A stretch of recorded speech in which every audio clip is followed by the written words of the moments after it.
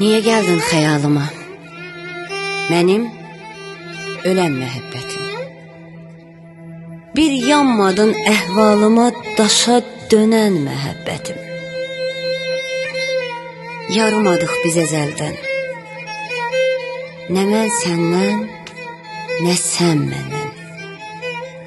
Ülviyyətin göylərindən yerə enən məhəbbətim. Xanım gəzdi səfil, vurğun, dərd əlindən düşüb yorğun, ürəyində oğrun-oğrun yanıb sönən məhəbbətim.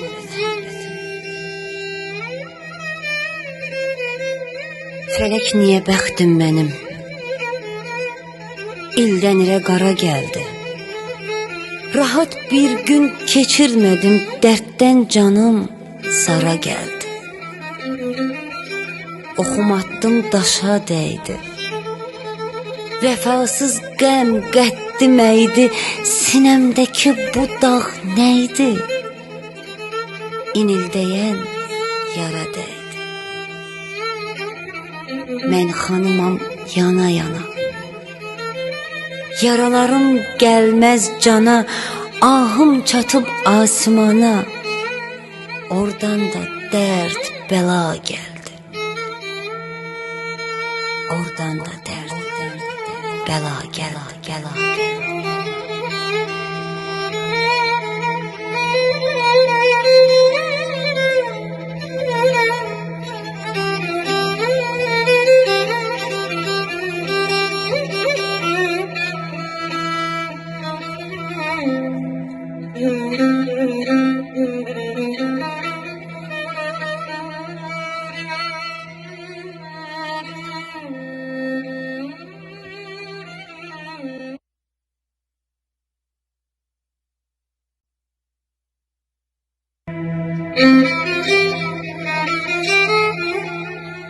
Niyə gəldin xəyalıma? Mənim ölən məhəbbət.